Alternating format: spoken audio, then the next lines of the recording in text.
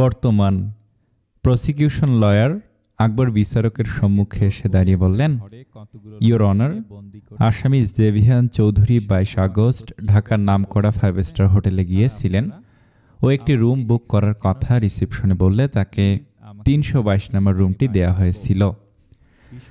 জেভিয়ান রুমে যাওয়ার পর অতিরিক্ত পরিমাণে মাদকদ্রব্য পান করেন।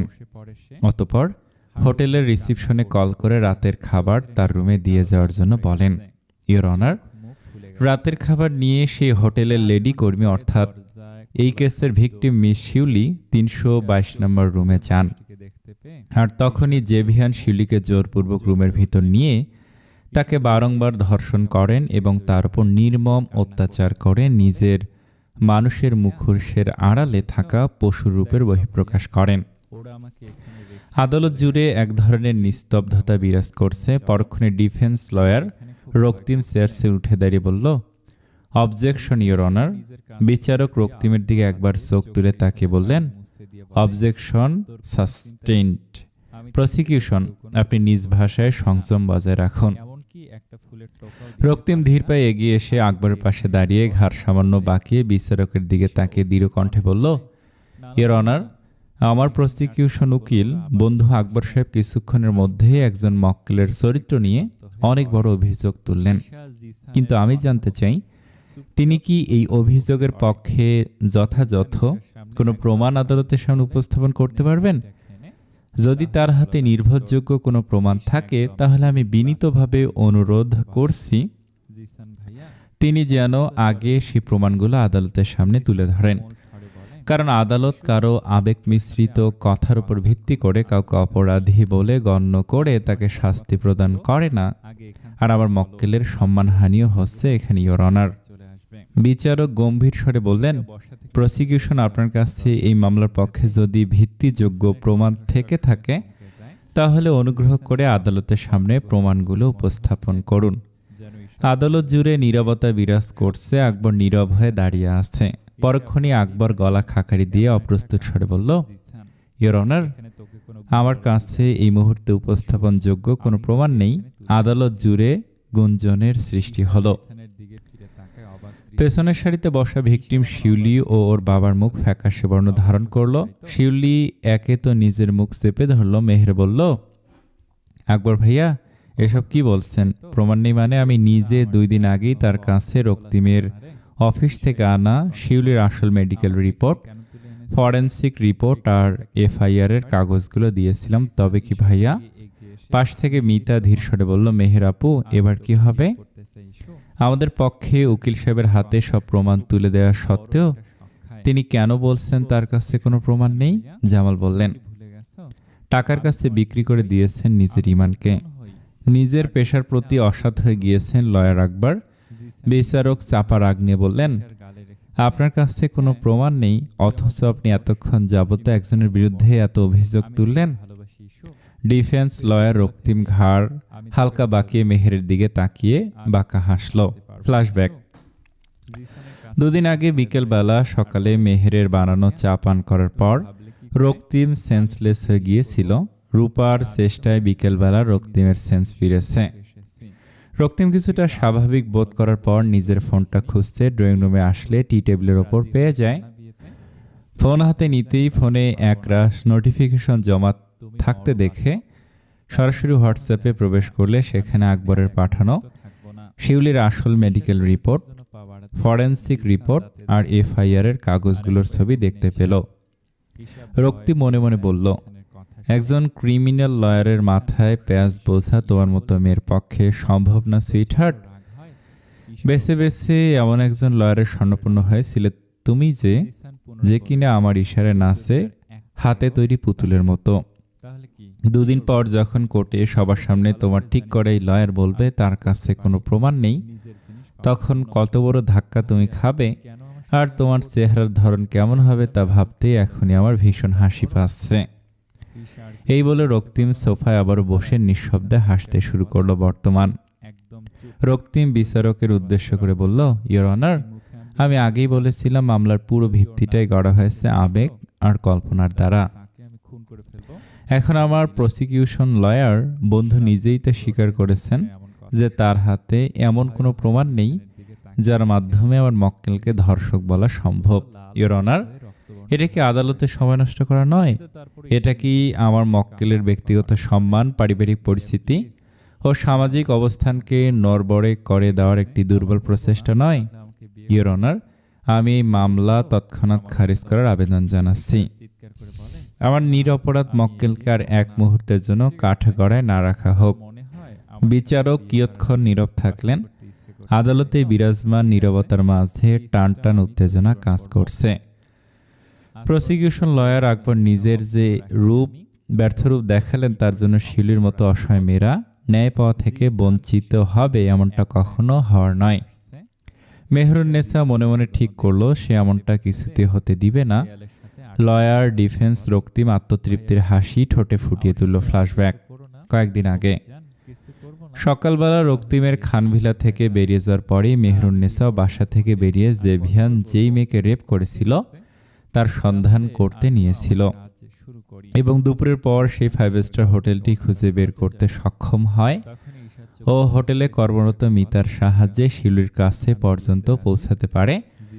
অতঃপর শিউলির মুখ থেকে সব শুনে পুনরায় খানভিলায় ফিরে আসে। তখন রক্তিমের সাথে মেহেরের ছোট্ট কথা কাটাকাটি হয়েছিল। রক্তিম বাসা থেকে বেরিয়ে সরাসরি চৌধুরী ভিলায় এসেছিল জেভিয়ান আর জহির রায়হান চৌধুরীর সাথে সাক্ষাতে পার্সোনাল কথা বলতে। চৌধুরী ভিলায় লাইব্রেরি রুমে ভিতর থেকে দরজা আটকে সোফায় মুখোমুখি বসে আছে রক্তিম, জেভিয়ান আর জহির রায়হান চৌধুরী।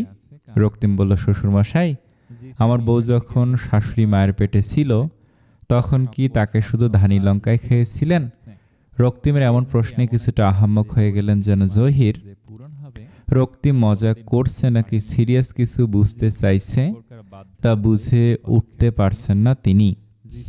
রক্তিম আবার বলল, নিশ্চয়ই ধানি লঙ্কা খাইয়েছিলেন কেবল শাশুড়ি মাকে, নয়তো আমার বউয়ের যে তেজ প্রতিক্ষণে ক্ষণে দেখি আমি, তা আর কোনো সাধারণ মেয়ের পক্ষে দেখানো সম্ভব না মাইরি। জেভিয়ান বলল, মেয়ে মানুষের সাথে তেজ শব্দটা যায় না রক্তিম। মেয়ে মানুষ হলো মোমের মতো, তেজ শব্দটা যায় কেবল পুরুষ মানুষের সাথে। তাই পুরুষ মানুষকে আগুনের সাথে তুলনা করা হয়। আগুন যখন মোমের সংস্পর্শে আসে তখন মোম নিজেকে শক্তভাবে ধরে রাখার ক্ষমতা পুরোপুরিভাবে হারিয়ে ফেলে, গলিত রূপ ধারণ করে, যেই রূপের কোনো নিজস্ব নামও হয় না। যদি তুমি নিজেকে সিংহ পুরুষ মনে করো তাহলে মেহরুন্নেসা বাধ্য হবে তোমার সংস্পর্শে আসামাত্র গলে গিয়ে নিজের আসল সত্তাকে হারিয়ে ফেলতে। আর যদি নিজেকে ভিজে বিড়াল ভাবো তাহলে আর কিছু বলার নেই। রক্তিম বাঁকা হেসে বলল, আজকে সকাল থেকে পেটে মাল পড়েনি? জেভিয়ান বিরক্তি চোখে জহিরের দিকে তাকালে জহির সেদিকে কোনো ভ্রুক্ষেপই করলেন না। জেভিয়ান বলল, যে জীবনে মাল খেয়ে টাল হয়ে মাইয়া নিয়ে ফুর্তি করা পাপ, সে জীবন রাখার থেকে মরে যাওয়া ভালো। এ বালের জীবনে কত মাল খেলাম, দেশি বিদেশি কোনো ভ্যারাইটি বাদ রাখিনি। পতিতালয়ে কত গেছি, কত পতিতা শরীর খুবলে খেয়েছি বলার বাইরে। এই প্রথম একটা ইনটেক প্রোডাক্টের স্বাদ বড় হোটেলে এসি কক্ষে থেকে উপভোগ করলাম। সেটাতে কিনে এমন কেসে ফেসে গেলাম যে বাপে আমারে কইছে আর মাল ছুঁয়ে দেখতে পারবো না যতদিন না আমার উপর থেকে তুমি এই কেসের বোঝা ওঠায় ফেলতে পারছো ততদিন। রক্তিম শব্দ করে হেসে উঠে বলল, আহা সমন্ধি সাহাব, কটা দিনেরই তো বিষয়, এই কটা দিনে সব নেশা টেশা না করলে আমারই কিছু হয়ে যাবে না। যাই হোক, এখন আসল কথায় আসি। আমার সাজানো পরবর্তী পরিকল্পনা হলো ধর্ষিতা শিউলির বাড়িতে গভীর রাতে অ্যাটাক করা, ওদের ভীষণভাবে বাজেভাবে জাস্ট ভয় দেখানো আর এই কেস থেকে দূরে সরে আসার জন্য বলা। তাহলে আমাদের জন্য এই বিষয়টা আরো সহজ হয়ে যাবে। রক্তিমের কথায় সায় জানালো জেভিয়ান, কিন্তু জহির নীরব রইলেন। সেদিনই রাতে জেভিয়ানের পাঠানো লোকেরা যখন শিউলিদের বাসা যায় তখন মেন গেটে বাহির থেকে তালা দেখতে পায়। একজন সাবধানে গেট টপকে ভিতরে গিয়ে দেখে ভিতরটা পুরোপুরি অন্ধকার ও কোনো মানুষ যে এখানে নেই তা স্পষ্ট। তাই ওরা ব্যর্থ হয়ে সেখান থেকে ফিরে যায়। লাইব্রেরি রুমে বসে যখন ওরা তিনজন শিউলি ও ওর পরিবারকে ভয় দেখানোর পরিকল্পনা এঁটেছিল, তখন বাহিরে আড়াল থেকে জহিরের স্ত্রী মাহফুজা চৌধুরী ও সব কথোপকথন শুনতে পেরে তৎক্ষণাৎ মেহেরকে জানিয়েছিল। মেহের বুদ্ধি খাটিয়ে আগেই শিউলি ও ওর পরিবারকে মিতার বাসায় গিয়ে থাকতে বলেছিলেন। কেসের ডেট আসা পর্যন্ত রাত করে ওরা সবাই মিতার বাসায় থাকবে, এমনটা ওদের কথা হয়। মিতার বাসার মানুষগুলো এক একজন মাটির মনের। তারা শিউলির ঘটনা শুনে এক কথায় শিউলিকে সাপোর্ট করার বিষয়টাকে গুরুত্ব দিয়েছেন। প্রতিদিন জেবিহানের পাঠানো লোকেরা মাঝরাতে শিউলিদের বাড়িতে গিয়েও ওদের কাউকে পায় না, ফলে ওদের কাজ অসম্পূর্ণই থেকে যায়। বর্তমান বিচারক কাগজপত্র দেখছেন। সেই সময় পিছনের সারি থেকে মেহরুন্নেসা উঠে দাঁড়িয়ে দৃঢ় কণ্ঠে বলল, ইওর অনার, আমি কিছু বলতে চাই, দয়া করে আমাকে আদালতের সামনে দাঁড়িয়ে সত্য বলার সুযোগ দিন। মেহরুন্নেসার এরূপ কথা শুনে আদালত জুড়ে গুঞ্জন শুরু হয়। বিচারক চোখ তুলে মেহেরের দিকে তাকালেন। কাঠগড়ার দিকে হেঁটে আসছে মেহরুন্নেসা, পরনে সাদা সালোয়ার কামিজ, কোমরের উপরিভাগ কালো ওড়না দিয়ে ঢাকা। মেহরুন্নেসার চোখে তীব্র রাগের ছাপ জলজল করছে। বিচারক বললেন, আপনার পরিচয়? মেহরুন্নেসা প্রত্যুত্তর করল, আমি মেহরুন্নেসা, আমি ঢাকা বিশ্ববিদ্যালয়ে আইন বিভাগের 2য় বর্ষের শিক্ষার্থী, আর আমি এই মামলার আসামি পক্ষের আইনজীবী অ্যাডভোকেট রক্তিম রেজওয়ান খানের বিবাহিতা স্ত্রী। কিন্তু আমি আজ ওনার স্ত্রীর পরিচয়ে আদালতের সামনে এসে দাঁড়াইনি, দাঁড়িয়েছি একজন সচেতন নাগরিক, একজন নারী এবং একজন আইনের শিক্ষার্থী হিসেবে। কারণ আমার বিবেক আমাকে এটা বুঝাতে সক্ষম হয়েছে যে আমার স্বামী আজ অন্যায়কে প্রশ্রয় দিচ্ছে, অন্যায়কারীকে রক্ষা করছে।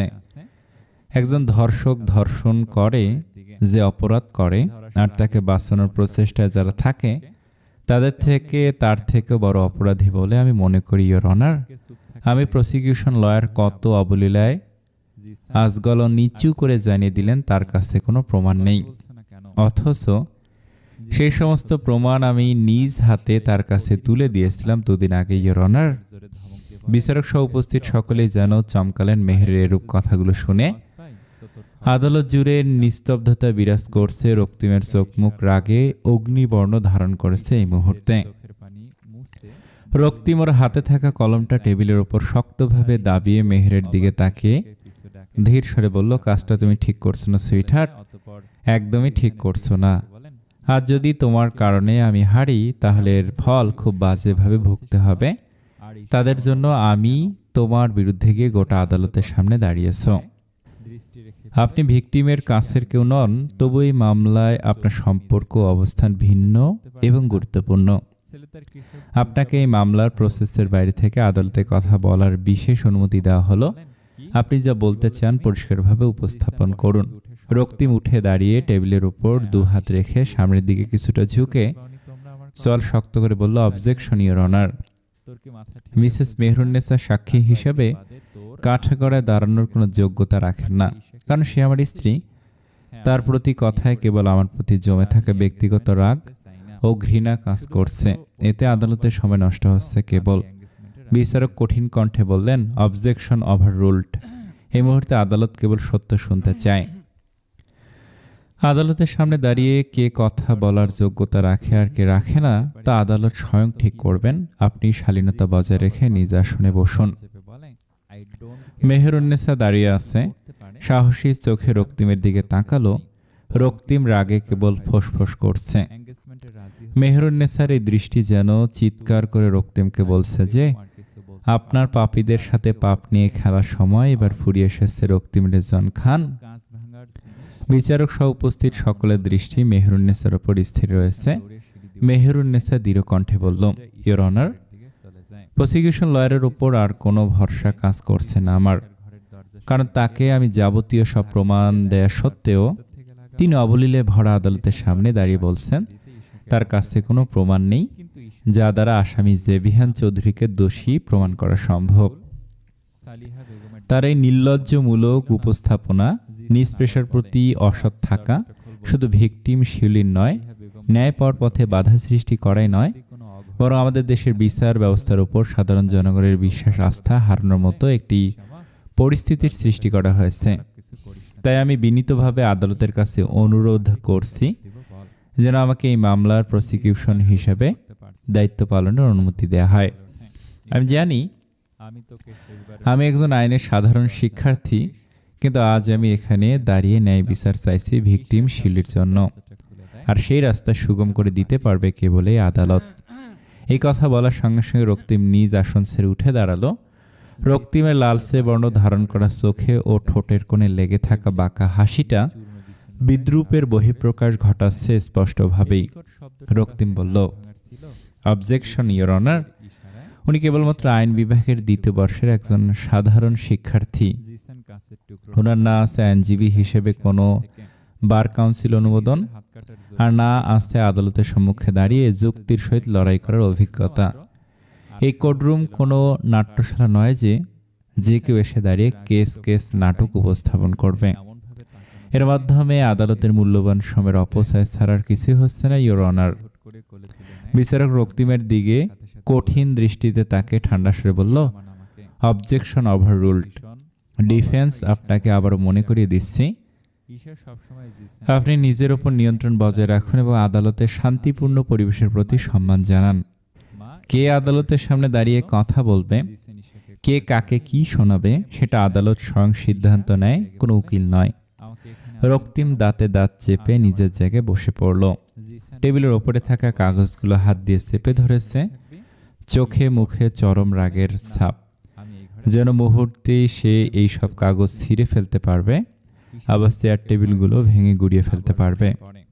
বিচারক মেহেরুন্নেসার দিকে তাকে বললেন, আপনি যেহেতু বলছেন আপনার হাতে উপযুক্ত তথ্য ও প্রমাণ রয়েছে যা এই মামলার আসামিকে তা নির্ধারণ করতে সক্ষম হবে, তাই আদালত আপনার শিক্ষাগত যোগ্যতা এই মুহূর্তে প্রধান বিবেচনার মাঝে আনছে না।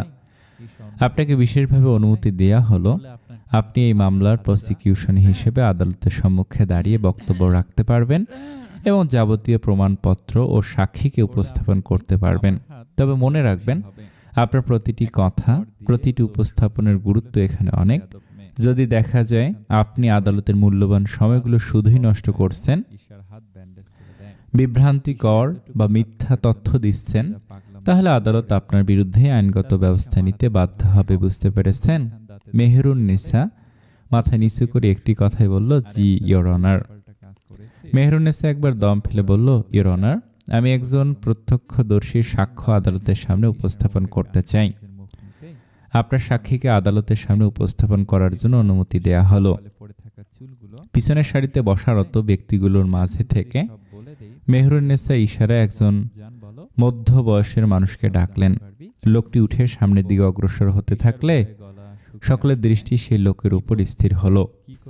রক্তিম ভুরুযুগল কিঞ্চিত কুঁচকে লোকটির দিকে তাকালো, কিন্তু তাকে চিনতে ব্যর্থ হলো সে। জেভিয়ান লোকটিকে দেখামাত্র চিনে নিয়েছে। ওর কপালের দুপাশ বেয়ে সূক্ষ্ম ঘামের কণাগুলো বেয়ে পড়ছে। চোখে মুখে এতক্ষণ ভীতির হালকা ছাপ স্পষ্ট হয়েছে ওর। পরক্ষণে জেভিয়ান মনে মনে বলল, এই লোকের কেবল মুখের কথায় নিশ্চয়ই আদালত আমায় শাস্তি প্রদান করবে না, প্রমাণ লাগবে। এই লোকের কাছ থেকে কোনো প্রমাণ তো থাকার কথা নয়। না, আমার কিছু হবে না। এই বলে সে নিজেকে আশ্বস্ত করলো। লোকটি কাঠ গড়ায় এসে দাঁড়ালে মেহের লোকটির সামনে গিয়ে দাঁড়িয়ে বলল, আপনার নাম কি এবং আপনি কোথায় কাজ করেন?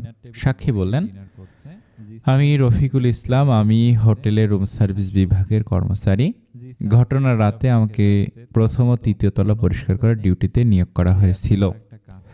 মেহেরুন্নেসা জোরালো ভঙ্গিতে বলল, আপনি কি জানেন কি হয়েছিল সেই রাতে 322 নম্বর রুমে? রফিকুল হালকা কেঁপে উঠে বলল, হোটেলের 322 নম্বর রুমটা তৃতীয় তলায়। আমি মিস শিলুকে খাবার নিয়ে তৃতীয় তলায় যেতে দেখেছিলাম সেই রাতে। তখন আমি দ্বিতীয় তলার বারান্দা পরিষ্কার করছিলাম। প্রায় ঘন্টাখানেক পর যখন আমি তৃতীয় তলায় আসলাম, দেখলাম 322 নম্বর রুম থেকে ওই ছেলেটা ইশারায় জেভিয়ানকে দেখে হাসি মুখে কেমন এলোমেলো অবস্থায় ঢুলতে ঢুলতে বের হয়ে আসলেন। আমি পাশ কাটিয়ে চলে গেলে আমি কৌতূহলবশত 322 নম্বর রুমের সামনে আসতে দেখি দরজাটা খোলা এরপর আমি রুমের ভিতর প্রবেশ করে দেখলাম বিছানার ওপর বিধ্বস্ত অবস্থায় পড়ে আছেন শিউলি, জামা কাপড় ছেঁড়া, শরীরের জায়গায় জায়গায় ক্ষতগুলো থেকে রক্ত ঝরছে। আমি আর কিছু না ভেবে তৎক্ষণাৎ রুম থেকে বের হয়ে আসি। এই বলে রফিকুল থেমে গেলে রক্তিম আবারও চেয়ার ছেড়ে উঠে দাঁড়িয়ে বলল, অবজেকশন ইওর অনার। আমার সাক্ষী রফিকুল ইসলামকে কিছু জিজ্ঞেস করা রয়েছে। বিচারক বললেন, অবজেকশন সাস্টেইন। আপনি সাক্ষীকে মামলা সংক্রান্ত প্রশ্ন করতে পারেন। ধন্যবাদ ইওর অনার। মেহের সাইডে এসে দাঁড়ালো। রক্তিম মেহেরের দিকে এক পলক তাকিয়ে বাঁকা হেসে ওর পাশ কাটি রফিকুলের সম্মুখে এসে দাঁড়িয়ে বলল,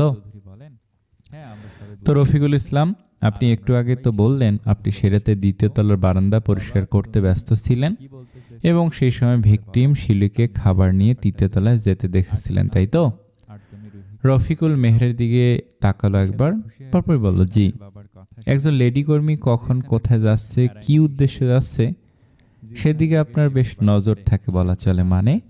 মানেটা খুব সহজ। আপনি আপনার নিজ কাজে ব্যস্ত থাকা সত্ত্বেও একজন লেডি কর্মী আপনার আশপাশ দিয়ে কোথায় যাচ্ছে, কি করছে সেদিকে আপনার সূক্ষ্ম নজর এই বয়সে এসেও কি কারণে থাকবে?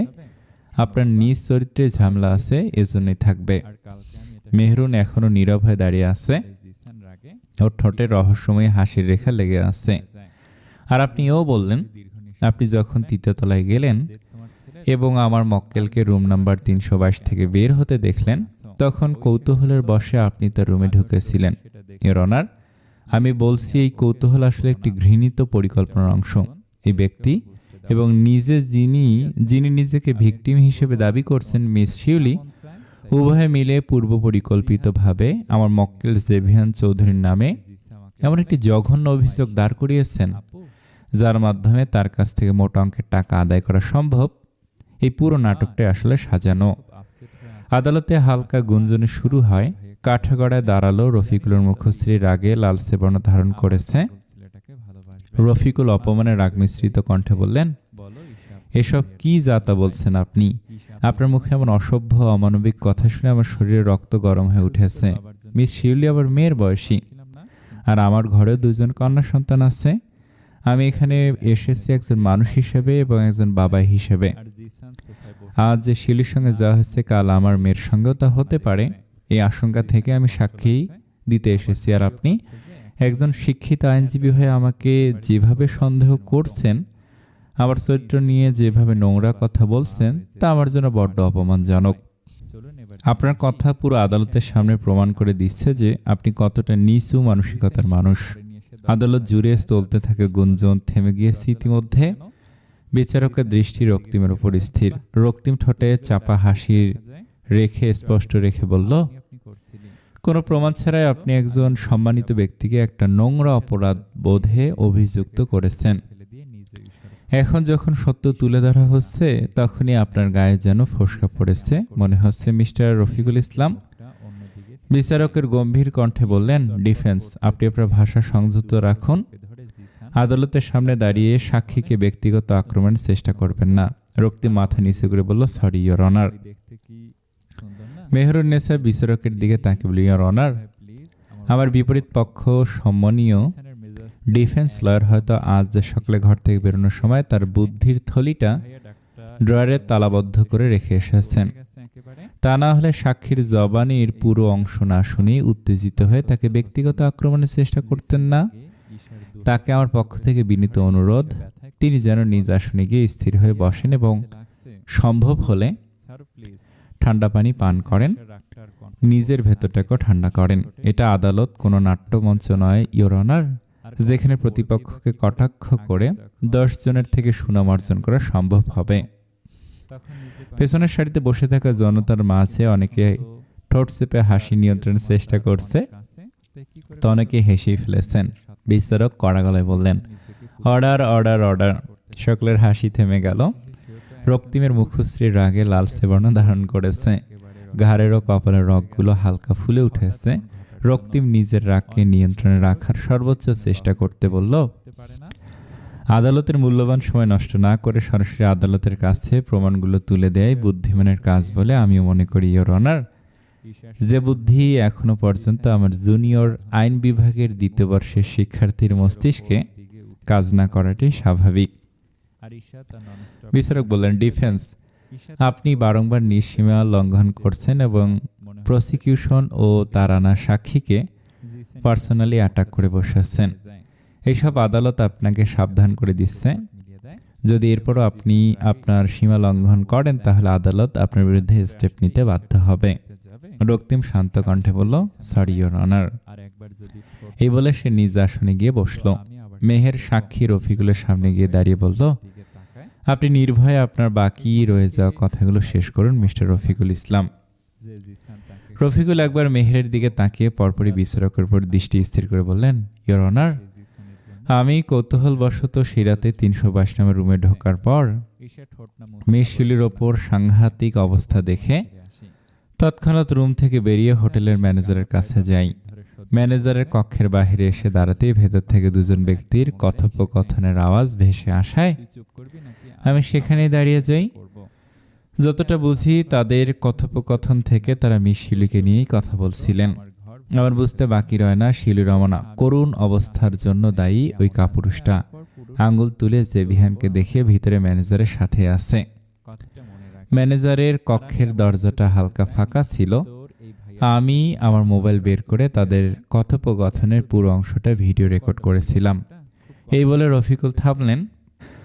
মেহের নিজের ফোন থেকে সে ভিডিও রেকর্ডটা বের করে বিচারকের কাছে নিবেদন করল। বিচারকের সহকারী ভিডিওটা বড় পর্দায় চালু করলেন। উপস্থিত সকলেই ভিডিওটা দেখতে সক্ষম হচ্ছে। এখন ভিডিওটিতে জেভিয়ান আর ম্যানেজারকে একটি কক্ষের ভিতর দাঁড়িয়ে মুখোমুখি দাঁড়িয়ে থাকতে দেখা যাচ্ছে। দুজনের চোখে মুখেই চিন্তার ছাপ স্পষ্ট ফুটে আছে। ম্যানেজারটি জেভিয়ানকে উদ্দেশ্য করে বললেন, স্যার, মেয়েটা মরে টরে যায়নি তো আবার? জেভিয়ান বলল, না, মরেনি এখনো মনে হয়। রেপ করার সময় চিল্লাতে গিয়েছিল, হাতের কাছে কষ্টেপ ছিল, একদম মুখটা মাথার পিছন দিয়ে পেঁচিয়ে বেঁধে দিয়েছিলাম। এরপর আর শোনা যায়নি। মুখটা যদি বন্ধ না করতাম তাহলে কাজ সারার সময় নিশ্চিত আমার হাতে খুন হতো শালি। আমার আবার সেক্সের সময় মেয়ে মানুষের এত চিল্লাপাল্লা সহ্য হয় না। নাটক মনে হয়, কারণ মজা তো পুরুষ জাতি একা পায় না। জোর করে কইল কি নারী জাতির ফিলিংস লেস হয় নাকি? মেরে না ফেলে একদিক থেকে ভালোই করেছেন স্যার, না তো আরো বড় ঝামেলা পাকতে পারত।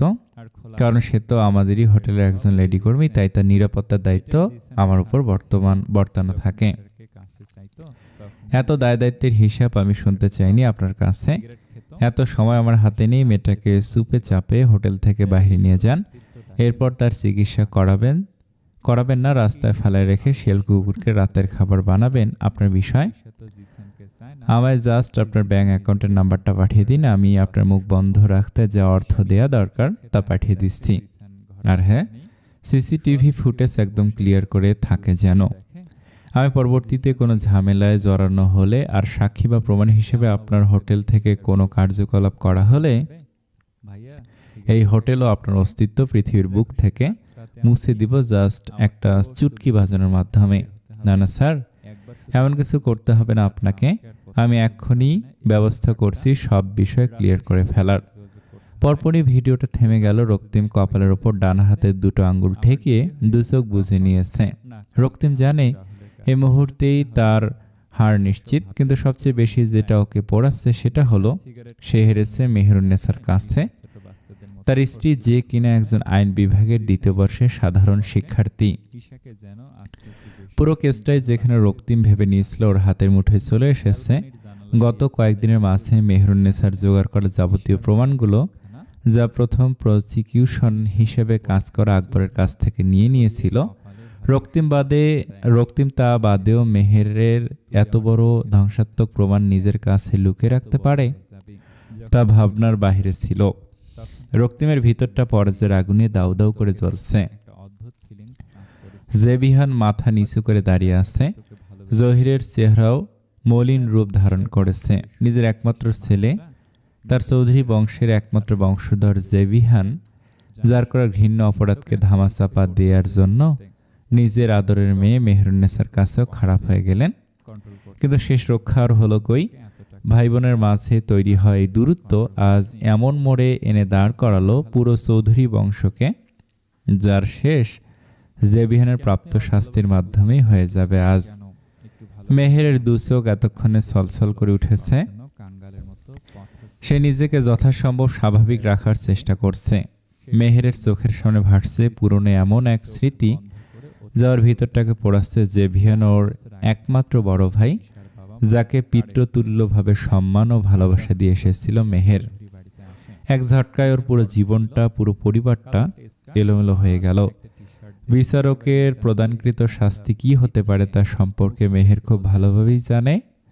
জেভিয়ানের হয় ফাঁসি হবে, নয়তো যাবজ্জীবন কারাদণ্ড হবে। মেহের নিজের বুকের বাঁ পাশে হাত রাখল, দু চোখ বুঝলো আলতো করে। বিচারক গম্ভীর কণ্ঠে বললেন, এই ভিডিও ফুটেজটিকে নির্ভুল প্রমাণ হিসেবে আদালত গ্রহণ করেছে। আসামি জেভিয়ান চৌধুরী অপরাধবোধ সরাসরি প্রমাণিত হয়ে গিয়েছে আদালতের সামনে। তাই এই আদালত সাক্ষ্য প্রমাণ ও উপস্থাপিত ভিডিও ফুটেজের ভিত্তিতে আসামি জেভিয়ানের করা ভিকটিমশিলের সাথে নিষ্ঠুর পাশবিক ও অমানবিক অপরাধ সংগঠনের জন্য তাকে নারী ও শিশু নির্যাতন দমন আইন 2000-এর ধারা অনুযায়ী যাবজ্জীবন সশ্রম কারাদণ্ড প্রদান করছে এবং 5 লক্ষ টাকা অর্থদণ্ড আরোপ করছে, যা ভিকটিমের পুনর্বাসন খাতে ব্যয় করা হবে। এই কেসের সমাপ্তি এখানেই হলো। আদালত আজকের মতো মুলতবি ঘোষণা করছে। জেভিয়ান ক্ষিপ্ত চোখে মেহরুন্নেসা শিউলি আর ওর বাবার দিকে তাকালেন। পুলিশ জেভিয়ানের কাছে এসে ওকে হাত করা পরন অবস্থাতেই আদালত থেকে বহিরাগত পথের দিকে নিয়ে যেতে শুরু করলেন। শিউলি মিতাকে জড়িয়ে ধরেছে, হাসছে ও। প্রাণ খুলে হাসা যাকে বলে। ওর অন্যায়কারী উপযুক্ত সাজা পেয়েছে আজ। জহির ও রক্তিম দুজনেই নীরবে স্থান ত্যাগ করলেন। রক্তিম ড্রয়িং রুমের সোফায় হেলান দিয়ে বসে আছে। কোর্ট থেকে ফিরেছে প্রায় 3 ঘন্টা পেরিয়ে গিয়েছে। এখনো শরীর থেকে আইনজীবীর কালো কোটটা খোলেনি সে। রক্তিমের দু চোখটা বুজে রাখা, মুখশ্রী জুড়ে লজ্জা, অপমান, চাপা ক্ষোভের ছাপ স্পষ্ট ফুটে আছে। আজকের এই দিনটা রক্তিমের এই আইনি পেশার জীবনে প্রথম হার। যে বড় বড় পেশাদার উকিলের সাথে কেস লড়ে হারেনি, সেই হারতে হয়েছে ওরই স্ত্রী, যে কিনা মাত্র আইন বিভাগের 2য় বর্ষের সাধারণ শিক্ষার্থী। রক্তিম কখনো কল্পনা করেনি যে নারীকে কেস লড়ার বিনিময়ে পুরস্কার হিসেবে নিজের হিসেবে গ্রহণ করেছিল, সেই নারী ওর অহংকারের কড়া সাম্রাজ্যকে ভূমিকম্পন ন্যায় কাঁপিয়ে তুলবে, ছিন্ন ভিন্ন করে দিবে ওর কখনো না হারার গর্ববোধকে। কোর্টরুমের ভিতরে প্রতিবার যেখানে রক্তিম দাঁড়িয়েছিল জয়ের গর্ব নিয়ে, আজ সেখানে ওকে দাঁড়াতে হয়েছিল মাথা নত করে। প্রতিবার ওর প্রতিপক্ষের মুখে আফসোসের বাণী, ন্যায় না পাওয়ার বেদনা সুর শোনার যে অভ্যাসটা তৈরি হয়েছিল তা ভঙ্গ হয়ে গিয়েছে। প্রতিপক্ষের হাসির রোল, ন্যায়ের উল্লাসে মেতে উঠেছিল আজ পুরো কোর্টরুম। এই সুর এখনো পর্যন্ত রক্তিমের কানে অভিশাপের মতো বাজছে। রক্তিম এই হারের প্রতিশোধ না নেওয়া পর্যন্ত শান্তি পাবে না, ঘুমাতে পর্যন্ত পারবে না। তাই সে নিজেকে স্বস্তি দেওয়ার জন্য অনেক আগেই মনে স্থির করে নিয়েছে যে খুব তাড়াতাড়ি এমন কিছু ওকে করতে হবে যার মাধ্যমে ওর প্রতিপক্ষ হাসতে ভুলে যাবে। ঠিক তখনই মেহরুন্নেসা খান ভিলাইয়ের মূল দরজা অতিক্রম করে ভিতরে প্রবেশ করলো। মেহের দৃঢ় ভঙ্গিমায় হেঁটে এলো ড্রয়িং রুম অবধি। রক্তিমকে সোফায় বসে থাকতে দেখে মেহেরের ঠোঁটে ফুটে উঠল বাঁকা হাসির সূক্ষ্ম রেখা। মেহের রক্তিমের থেকে 2 হাত দূরত্ব বজায় রেখে দাঁড়ালো। মেহের দু চোখে আত্মবিশ্বাস আর বিজয়ের তৃপ্তি জল করছে। মেহের শীতল কণ্ঠে বলল, হারের স্বাদ কেমন লাগছে উকিল সাহেব? রক্তিম মাথা তুলল। রক্তিমের চোখে তীব্র ক্রোধের ছাপ ফুটে আছে, ঠিক যেন আহত সিংহের ন্যায় লাগছে ওর এই দৃষ্টি মেহেরের কাছে। কিন্তু মেহরুন্নেসা সেই দৃষ্টিকে তুচ্ছ করে স্থির হয়ে দাঁড়িয়ে রইল। রক্তিম এবার সোজা হয়ে বসে দাঁতে দাঁত চেপে বলল, এই রক্তিম রেজওয়ান খান না কখনো হারতে শিখেছে আর না হার মানতে। কারণ রক্তিম রেজওয়ান খানের ডিকশনারিতে হার বলে কোনো শব্দের অস্তিত্ব নেই সুইটহার্ট। রক্তিম সোফা সেরে উঠে দাঁড়িয়ে মেহেরের দিকে এগিয়ে এলো। মেহের পিছতে নিলে ড্রয়িং রুমের উপর নিচ অংশ খেয়াল না করায় সে পড়ে যেতে নিয়ে রক্তিম মেহেরের হাত ধরে ওকে বাঁচিয়ে নিল। মেহের কিছুটা বেঁকে দাঁড়িয়ে আছে আর রক্তিম মেহেরের দিকে কিছুটা ঝুঁকে। রক্তিম বাঁকা হেসে বলল, তুমি যেটাকে বিজয় ভেবে এখন এত হাসছো, খুব শীঘ্রই সেটা পরিণত হবে তোমার জীবনের সবচেয়ে বড় ভুল হিসেবে। এ বলে রক্তিম হ্যাঁচকা টান দিয়ে মেহেরের নিজের বুকের ওপর এনে ফেলল। মেহেরের আকস্মিকতায় কিছুটা চমকালো। খুব বেশি সময় ওর লাগলো না নিজেকে সামলে নিতে, নিজের অবস্থান বুঝে নিতে। মেহের নিজেকে ছাড়াতে নিলে রক্তিমের মেহেরের কোমরের ওপর হাত রেখে মেহেরকে নিজের কাছে ধরে রাখার এই বাঁধন আরো মজবুত করলো। মেহের নিজেকে ছাড়ানোর চেষ্টা করতে করতে রাগে হিসিয়ে যে বলল, ছাড়ুন আমায়। আপনার মতো লজ্জাহীনের মুখে এসব কথা শুনে আমার সর্বশরীর ঘৃণায় রিরি করছে। আপনাদের মতো অমানুষদের অমানসিকতা দেখানোর এই এনার্জিগুলোই টেকসই হবে না খুব বেশি দিনের জন্য। আজ আপনাকে কেসে হারিয়েছি, একদিন আপনার এই এনার্জিও ধ্বংস করে দিব। রক্তিম হো হো করে হেসে উঠল। পরপরই নিজের হাসি থামিয়ে মেহেরের কানের কাছে মুখ এগিয়ে নিয়ে ফিসফিস বলল, এই হারের বদলা আমি নেব মেহেরুন্নেসা, এমনভাবে নেব যা তোমার কল্পনার সীমারেখাও লঙ্ঘন করে ফেলবে। তাই বেশি খুশি হয়েও না সুইটহার্ট, খেলা এখনো শেষ হয়নি, খেলা তো মাত্র শুরু হয়েছে। এই বলে রক্তিম মেহেরের কানের লতিতে আলতো করে একটা চুমু খেয়ে ওকে ছেড়ে দিল। মেহের তৎক্ষণাৎ ছিটকে অনেকটা দূরে গিয়ে দাঁড়ালো। রীতিমতো রাগে ঘৃণায় কাঁপছে সে। অতঃপর বলল, আপনার এই বুকটা গুলির পর গুলি দিয়ে ঝাঁঝরা করে দিতে আমার একটু বুক কাঁপবে না উকিল সাহেব, একটুও না।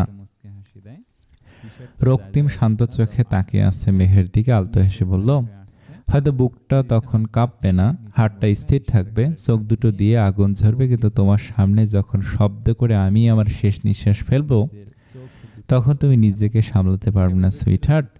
বৃষ্টির ন্যায় তোমার এই দু চোখ থেকে অশ্রুরা ঝরে পড়বে, কাঁপবে তোমার স্থির ঠোঁট জোড়া, হাহাকারে বুকের ভিতরটা ছিন্ন ভিন্ন হয়ে যাবে, চিৎকার করে বলবে আমায় আর একটিবার ফিরে আসার জন্য, তোমার মতো করে তোমায় ভালোবাসার জন্য। মেহেরের শরীরটা ঝাঁকি দিয়ে উঠল যেন রক্তিমের কথাগুলো শুনে। হৃৎপিণ্ডের গতিও বেড়েছে স্বাভাবিকের তুলনায় অনেকটা। মেহের নিজের ঘৃণাকে উচ্চে উঠিয়ে হাতের ডান পাশে মেঝের ওপর থুতু ফেলে বলল, জেগে জেগে স্বপ্ন দেখা আপনার অভ্যাসে পরিণত হয়েছে মিস্টার রক্তিম রেজওয়ান খান। নয়তো আপনি যখন আমার সামনে শেষ নিঃশ্বাস ত্যাগ করবেন তখন আপনাকে আবার নিজের করে পাওয়ার জন্য আমার এই মন কাঁদবে, হা হা হা করবে। এত বড় হাস্যকর বিষয়টা ভাবতে পারতেন না। রক্তিম প্রত্যুত্তর করল না কোনো। মেহের তৎক্ষণাৎ সিঁড়ি বেয়ে উপরে নিজ রুমে চলে গেল। রক্তিম পুনরায় সোফায় বসে পড়ল। কেমন যেন বিধ্বস্ত দেখাচ্ছে এই মুহূর্তে রক্তিমকে। এই তো একটু আগেও যে জোশ, যে অহংকারী ভাব ফুটে উঠেছিল ওর চেহারায়, তা কণ্ঠে তা হুট করে উধাও হয়ে গেল যেন। সন্ধ্যাবেলা মেহের বিছানায় আধশোয়া আছে। শরীরটা কেমন যেন লাগছে, বিকেল থেকে বমিও হয়েছে কয়েকবার, মাথাটা ভার লাগছে, একবার তো মাথা ঘুরে পড়েও যেতে নিয়েছিল, তবুও কোনো রকমের দেয়াল ধরে নিজেকে সামলে নিয়েছিল। দুপুরের পর সেই যে রক্তিমের সাথে কথা কাটাকাটি হলো, রুমে চলে এলো মেহের, এরপর আর রক্তিম রুমে আসেনি। তাই ওরা আর একে অপরের সম্মুখীন হয়নি। সেই সময় মেহেরের ননদ রূপা 2 কাপ চা নিয়ে ওর রুমে প্রবেশ করলো। মেহের কপালের ওপর এক হাত ভাঁজ করে চোখ দুটো বুজে রেখেছে। রূপা একবার শব্দটি উচ্চারণ করতেই মেহের কপালের ওপর থেকে হাত সরিয়ে চোখ মেলে তাকালো। রূপা নিজের সামনে দাঁড়িয়ে থাকতে দেখে মলিন হাসলো। রূপার চোখে মেহেরের মুখশ্রীর ক্লান্ত ভাব পড়তেই সে দ্রুত চায়ের কাপ দুটো বেডসাইড টেবিলের ওপর রেখে মেহেরের পাশে বসে ওর কপালে গালে হাত বুলিয়ে চিন্তিত স্বরে বলল, ভাবি তোমায় এমন ক্লান্ত লাগছে কেন দেখতে? শরীরটা খারাপ লাগছে নাকি? কই জ্বরটা নেই তো মনে হচ্ছে। শরীর স্বাভাবিক গরমই আছে, মেহের বলল। শান্ত হও তুমি রূপা, আমার শরীর ঠিকই আছে, একটু মাথা ঘুরছে আর 2-4 বার বমি হয়েছিল, তেমন সিরিয়াস কিছু না। রূপা চোখ রাঙিয়ে বলল, মাথা ঘুরছে, এতবার বমিও হয়েছে, আর বলছো সিরিয়াস কিছু না? বলি ফাজলামো পেয়েছো? চোখ মুখের দিকে তাকানো যাচ্ছে না, কেমন বসা বসা হয়ে গিয়েছে একবেলাতেই। আরে চিন্তার কিছু নেই, সিজন চেঞ্জ হচ্ছে, শরীরে এমন একটু আধটু পরিবর্তন হতেই পারে। রূপা উঠে দাঁড়িয়ে বলল, তোমার এসব তালবাহানা শোনার সময় আমার নেই। আমি ডাক্তার আন্টিকে কল করছি আর বাসায় আসতে বলছি এখনই। ডাক্তার কেন? চুপ, আর একটা কথা না। এই বলে রূপা দ্রুত পায়ে বেরিয়ে গেল রুম থেকে। পেছন থেকে মেহের কয়েকবার ওকে ডাকলেও আর সাড়া পেল না। আধ ঘন্টা পর ডাক্তার নিকে নিয়ে আবারও মেহেরের রুমে প্রবেশ করলো রূপা। মেহের তখন আগের ন্যায় বিছানার সাথে হেলান দিয়ে আধশো হয়ে বসে আছে। ডাক্তার মেহেরের সম্মুখে বসে ওর পালস, প্রেশার চেক করলো, আরো কিছু বিষয় চেক করে হাসি মুখে বলল, রক্তিম বাবা কোথায়? মিষ্টি নিয়ে আসতে বলো, এখনই সুখবর আছে। ডাক্তারের এমন কথার মানে রূপা বা মেহের কেউই বুঝে উঠতে পারল না। দুজনে একে অপরের জিজ্ঞাসু দৃষ্টি দেখলো। রূপা বলল, ভাবে শরীর খারাপ করেছে, মাথা ঘুরছে, এতবার বমিও হয়েছে। কারোর শরীর খারাপ হলে বুঝি মিষ্টি মুখ করতে হয়, সুখবর থাকে। মেহের মনে মনে বলল, আমি যেটা আন্দাজ করছি কোথাও সেটাই মিন করছে না তো ডাক্তার? ডাক্তার উঠে দাঁড়িয়ে রূপার মাথায় আলতো বাড়ি দিয়ে হেসে বললেন, পাগলি মেয়ে, কবে তোমার মাথায় একটু বুদ্ধির উদয় হবে বলো তো? একজন বিবাহিতা নারী শরীর খারাপ কখন হলে সবাইকে মিষ্টি মুখ করানো হয়, তা এখনো বুঝে উঠতে পারোনি তুমি? রূপা নিজের চুলে আলতো করে হাত বুলিয়ে কিয়ৎক্ষণ ভাবুক রূপ নিয়ে থাকলো। পরক্ষণে বিষয়টা আন্দাজ করতে পেরে হেসে বলল, তবে কি আমি ফুপি হতে চলেছি ডাক্তার আন্টি? ভাবি মা হতে চলেছে আর ভাইয়া বাবা। ডাক্তারনি মাথা নেড়ে সম্মতি জানালেন। রূপার খুশি আর দেখে কে আজ। মেহের নিজের পেটের উপর হাত রাখলো। মেহেরের ঠোঁটে হাসি রেখা ফোটেনি, নেই কোনো খুশির ছাপ। পরমুখশ্রী জুড়ে মনে মনে বলল, আমার ভিতরে একজন নিকৃষ্ট মানসিকতার পাপী ও অমানুষের অংশ সৃষ্টি হয়েছে। যে নিষ্পাপ ছোট্ট শরীরটা আমার ভিতরে আস্তে আস্তে তৈরি হবে, সেই লোকটার চিহ্ন ওই মানুষটার, অমানুষটার। ডাক্তার নিয়ে কিয়ৎক্ষণ পূর্বে চলে গিয়েছেন, কিছু ঔষধ লিখে দিয়েছেন যা রূপা সার্ভেন্টকে দিয়ে আনিয়ে নিয়েছে।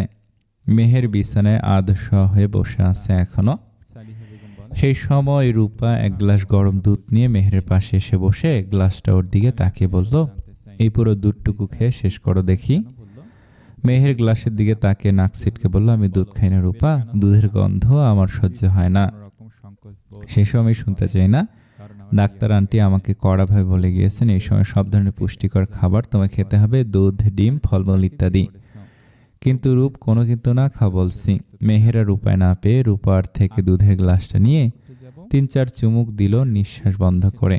এরপর আর না পেরে বলল, আর পারবো না, প্লিজ রূপা, আর জোর করো না, এবার জোর করলে নিশ্চিত বমি করে ফেলবো। রূপা ঠোঁট হালকা উল্টিয়ে বলল, ঠিক আছে, করছি না জোর, তবে রোজ দুধ খেতে হবে তোমায়, অল্প অল্প করে খেতে খেতে অভ্যাস হতে হবে, চেষ্টা করব। অতঃপর রূপা মেহেরের পাশ থেকে উঠতে নিলে মেহের রূপার হাত ধরে ওকে থামিয়ে বলল, রূপা, তোমার সাথে আমার জরুরি কথা আছে, বসো এখানেই। রূপা ওর ভ্রুযুগল কিঞ্চিত কুঁচকে নিয়ে বলল, বলো ভাবি, কি বলতে চাও? মেহের একবার চাপা ঢোক গিলে নিয়ে বলল, আমি চাই না আমার প্রেগন্যান্সির কথা তোমার ভাই বা বাহিরের কেউই জানুক। এসব তুমি কি বলছো ভাবি? এত বড় খুশির একটা খবর ভাইয়াকে পর্যন্ত জানাবো না? কিন্তু কেন? ভাইয়া জানলে তো অনেক খুশি হবে। তুমি জানোই তোমার ভাই কেমন, সে পেশা একজন ক্রিমিনাল লয়ার, তাই তার শত্রুরও অভাব নেই। আমার প্রেগন্যান্সি তো আমাদের দুজনকেরই উইক পয়েন্ট। শত্রুপক্ষ সবসময় অপর পক্ষের উইক পয়েন্টটাই খুঁজে, তাই আমি আমার অনাগত সন্তানের ভালোর কথা চিন্তা করে এমনটা চাচ্ছি। সেটা তো বুঝলাম, বাহিরের কাউকে জানালাম না, কিন্তু ভাইয়ার থেকে লুকোনোর কি আছে? সে জানলে তো আর বাহিরে গিয়ে ঢোল পিটিয়ে আরো 10 জনকে জানাবে না যে তুমি প্রেগন্যান্ট। আর এমনিও কয়েক মাস গেলে তোমার শারীরিক পরিবর্তন দেখে সে এমনিও বুঝতে পারবে যে তুমি প্রেগন্যান্ট। যেতে দাও এই কয়েক মাস, তখনই একেবারে বুঝতে পারবে। না হয় এখন কিছু বলো না। কিন্তু কোনো কিন্তু নয় রূপা, আমার কথা তোমাকে রাখতেই হবে, বলো রাখবে না? রূপা মলিন কণ্ঠে বলল, ঠিক আছে, যেমন তোমার ইচ্ছে, জানাবো না আমি ভাইয়াকে। মেহের মলিন হাসল। রাত বলতে মধ্যরাতই বলা চলে। রক্তিম মাত্র বাসায় ফিরেছে। ঢুলতে ঢুলতে সামনের দিকে অগ্রসর হচ্ছে সে। ড্রিঙ্কস যে করেছে প্রচুর, তার অবস্থা দেখে যে কেউ আন্দাজ করতে পারবে। সিঁড়ির কাছে যেতে চাচ্ছে উপরে নিজের রুমে যাওয়ার জন্য, কিন্তু ওর শরীরকে সঙ্গ দিচ্ছে না। চোখের সামনে সবকিছু কেমন ঝাপসা ঝাপসা লাগছে রক্তিমের। ধাপ করে ড্রয়িং রুমের মেসের উপর বসে পড়ল রক্তিম। বসে বসে ঝিমাচ্ছে সে আর বলছে, যেই পেশা আমার বাবাকে কেড়ে নিয়েছে 20 বছর আগেই, আজ যে সেই পেশায় বেছে নিয়েছে আমার স্ত্রী, এত সৎ থেকে কি লাভ? কোনো লাভ নেই। আমার বাবা তো ছিলেন একজন আদর্শবাদী মানুষ, আইনের পথে চলতেন, আইন সবার জন্য সমান এমনটাই মানতেন।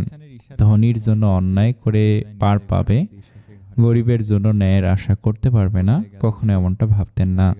কিন্তু শেষ রক্ষা কি হয়েছিল তার? উনি কি বাঁচতে পেরেছিলেন? পারেননি। উনি তো মারা গেলেন। দেশকে ভালোবেসে দশকের ন্যায় পাইতে দিতে উনাকে খুন হতে হলো নৃশংসভাবে। আর তার বউ বাচ্চারা পড়ে রইল পথের মাঝে অসহায়ের মতন। বাবা তো একবার ভাবেননি তার অবর্তমানে তার পরিবারের কি হবে, তার অবুঝ সন্তানদের ভবিষ্যৎ কোথায় গিয়ে দাঁড়াবে। আর যাদের ন্যায় পাইয়ে দেওয়ার জন্য লড়েছিলেন তিনি, তারা সবাই তো সেদিন ইঁদুরের মতো লুকিয়েছিল নিজেদের গর্তে। একটা কেউ এগিয়ে আসেনি সেদিন আমার বাবাকে বাঁচাতে। তাই আমি সৎ পথে ন্যায়ের জন্য লড়াই করার এই পন্থাটাকে ঘৃণা করি। আমি আমার নিজের পরিবারের কথা ভেবে আইনি পেশার অন্ধকার দিকটা বেছে নিয়েছিলাম, কিন্তু আমাকে এমন হতে হলো। অমানুষ। এই বলে শব্দ করে হেসে উঠল রক্তিম। ওর দু চোখে নোনা জলে টইটুম্বুর হয়ে উঠেছে। মনে হচ্ছে চোখের পলক একবার ফেললেই জমে থাকা সবটুকু পানি ওর গাল বেয়ে নিচে পড়বে। রক্তিম হাসি থামিয়ে বলল, আর এই সমাজই তো 20 বছর আগে আমার বাবার লাশ দাফন করার সময় বলেছিল, সবার আগে নিজের ও নিজের পরিবারের নিরাপত্তা ও ভালোর কথা চিন্তা করতে হয়, তারপর দেশ ও দশের কথা। কিন্তু এখন এই সমাজ আমাকে অমানুষ, স্বার্থপর, জানোয়ার বলে গালিগালাজ করছে। কেন? কেন আমার বউ আমাকে ভালোবাসে না? কেন সে আমাকে এত ঘৃণা করে? বলে যে সে আমার বুকে গুলি চালাতে গেলে ওর বুক কাঁপবে না একটু? কেন? রক্তিমের দু চোখ আর বাত মানতে পারল না। ঝরঝর করে কয়েক ফোঁটা নোনা জল ঝরে পড়ল। রক্তিম তা মুছল না। শব্দ করে নিঃশ্বাস ফেলে মেঝের উপরেই শুয়ে পড়ল রক্তিম। দু চোখ বুঝে বলল, শালার এই 2 দিনের জন্য আসা দুনিয়াটার আজব রূপ দেখতে দেখতেই সময়গুলো ফুরিয়ে যাচ্ছে।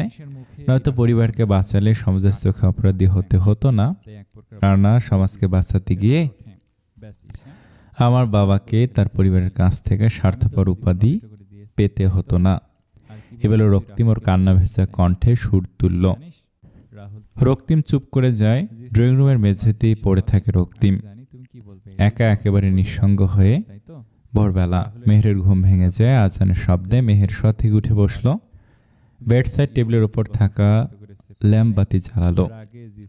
রুমটা পুরো অন্ধকার কাটিয়ে হালকা আলোকিত হলো। মেহের পুরো রুমে একবার চোখ বুলালো। যে অবস্থায় রেখে মেহের ঘুমিয়ে গিয়েছিল এখনো সেই অবস্থাতে আছে, তার মানে রক্তিম রুমে আসেনি। মেহের উঠে ওয়াশরুমে গিয়ে ফ্রেশ হয়ে উজু করে ওড়নাটা দিয়ে ভালোভাবে নিজেকে ঢেকে নিয়ে ফজরের 4 ওয়াক্ত নামাজ আদায় করলো। অতঃপর জায়নামাজটা জায়গা মতো রেখে রুম থেকে বের হলো সে। সিঁড়ি বেয়ে নিচে নামতে মেহের লক্ষ্য করলো ড্রয়িং রুমের মেঝের ওপর গুটিসুটি হয়ে শুয়ে আছে রক্তিম। মেহেরের ভুরু যুগল কিঞ্চিত কুঁচকে এলো। চটজলদি নিচে এসে রক্তিমের পাশে হাঁটু ভাঁজ করে ওকে বসে ডাকলো, এই যে শুনছেন? আপনি এখানে এভাবে শুয়ে আছেন কেন? ওই যে, আপনি কি শুনতে পাচ্ছেন? এতবার ডাকার পরও রক্তিমের থেকে কোনো সাড়া মেহের পেল না। পরক্ষণে মেহের রক্তিমের মুখের ওপর কিছুটা ঝুঁকতেই মদের বিশ্রী গন্ধ রক্তিমের নিঃশ্বাসের সাথে মেহের নাকে এসে লাগতেই মেহের রক্তিমের থেকে 2 হাত খানিক সরে এসে এক হাতে পেট, অন্য হাতে মুখ চেপে ধরল নিজের। এই বিশ্রী গন্ধে মেহেরের ভিতরটা যেন উল্টে আসতে নিয়েছিল।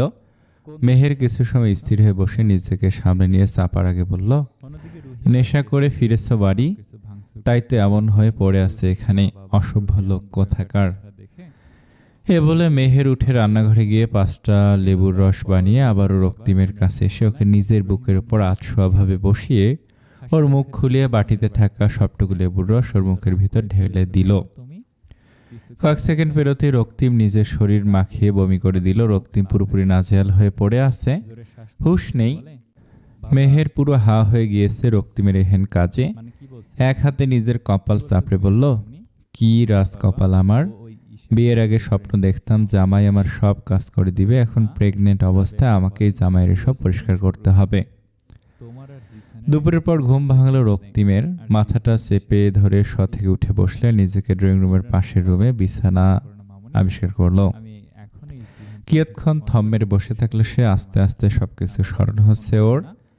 শুধু স্মরণ হচ্ছে না এখানে সে এলো কিভাবে, আর পরনের পোশাকই বা পরিবর্তন হলো কিভাবে। রক্তিম আলতো হেসে বলল, সুইট হার্ট, মুখে মুখে তুমি যতই বলো আমায় তুমি ঘৃণা করো, কিন্তু মনে মনে ঠিকই ভালোবেসে ফেলেছ। নয়তো আমাকে ড্রয়িং রুমে পড়ে থাকতে দিতে, কষ্ট করে এই রুমে এনে শুয়ে দিতে না, আমার কাপড় পরিবর্তন করিয়ে দিই।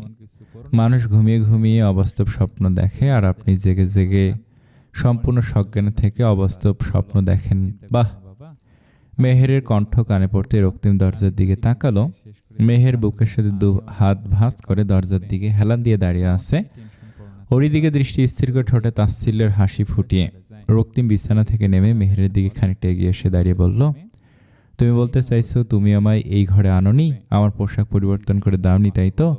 হ্যাঁ, আমি আপনাকে এনেছি এই ঘরে, আর পোশাক আমিই পরিবর্তন করে দিয়েছি, কিন্তু সবটাই করেছি কেবল নিজের বিবেক বোধ ও মনুষ্যত্ব বোধ থেকে। কারণ শত্রুপক্ষের দুর্বলতা শিকার আমি মেহেরুন্নেসা নেই। ঠিক, চাইলে তুমি আমার বুক চিরে কলিজাটা বের করে আমার বন্দি প্রাণ পাখিটাকে মুক্তি দিতে পারতে, কিন্তু তুমি দাওনি। আমি না নিজে কোনো অন্যায় করি, আর না কারো অন্যায়কে প্রশ্রয় দেই। মিষ্টি কথা বলতে জানো না তুমি জন্মের পর শ্বশুর শাশুড়ি তোমার মুখে মধু দিতে ভুলে গিয়েছিল, নাকি ইচ্ছে করে ভবিষ্যৎ জামাইয়ের জীবনটাকে তেনাফেনা করা বানাতে নিম পাতা আর কলার রস মুখে দিয়ে দিয়েছিল? কোনটা? সেটা তাদের থেকে গিয়েই শুনে নিন। রক্তিম মেহেরের দিকে এগোতে নিলে মেহের দুটো একটা খাম্বতি চিঠি রক্তিমের দিকে বাড়িয়ে দিয়ে বলল, দুটো অপশন আপনার দিকে বাড়িয়ে দিলাম, এবার আপনার বিষয়, আপনি কি করবেন? রক্তিম খাম দুটো হাতে নিয়ে অবাক দৃষ্টিতে তাকিয়ে রইল মেহেরের দিকে। কিছু জিজ্ঞেস করতে নিবে মেহেরকে, কিন্তু সে কোন জিজ্ঞেস সুযোগ দিল না, দ্রুত কদমে স্থান ত্যাগ করলো। রক্তিম আর মেহেরকে পিছু ডাকলো না। রক্তিম ওর দু হাতে থাকা খাম দুটোর উপরিভাগ দেখলো একটু ভালোভাবে। একটা খামের ওপর লাল কালি দিয়ে ক্রস চিহ্ন আঁকা, আর অপর আর একটা খামের উপরিভাগে সবুজ কালি দিয়ে ডাবল টিক চিহ্ন দেয়া। রক্তিম প্রথম ক্রস চিহ্ন দেয়া খামটা খুলতে কিছু গোছালো কাগজ ভিতর থেকে বের করে আনলো। ছোট চিরকুটের মতো কাগজটাতে প্রথমে মিলল সেখানে লেখা রয়েছে,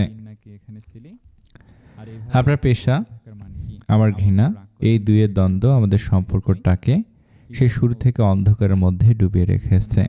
আপনি হয়তো কাবিননামায় আমাকে নিজ থেকে ডিভোর্সের অধিকার দেননি, কিন্তু ইসলামী শরীয়ত এবং বাংলাদেশের প্রচলিত আইনের মতে একজন নারী যদি প্রমাণ করতে পারে যে তার স্বামী অনবরত পাপ কাজের সাথে জড়িত থাকে, তাহলে সেই নারী উপযুক্ত কারণ দেখে বিবাহ বিচ্ছেদ চাইতে পারে। আমি সেই আইনানুগ পথে এগোচ্ছি। প্রয়োজনীয় কাগজপত্র, ডিভোর্সের সঠিক প্রক্রিয়া সবই সম্পূর্ণ করেছি। এখন শুধু বাকি আছে দুটি স্বাক্ষর, একটি আপনার ও একটি আমার। আপনি যদি চান তবে আপনার স্বাক্ষর করে দিন।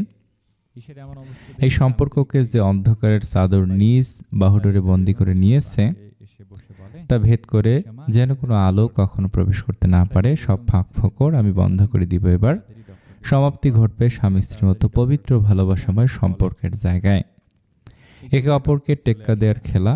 এরপর রক্তিম ডিভোর্সের জন্য তৈরি কৃত কাগজগুলোতে চোখ বুলালো। সবকিছু ঠিকঠাক রয়েছে সেখানে।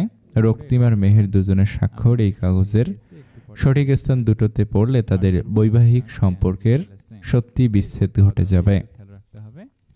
রক্তিম অপর খামটা অন্য হাতে ধরে রেখেছে, আর ক্রস চিহ্নওয়ালা খামটা ও কাগজগুলো ছুঁড়ে মারল মেসের ওপর।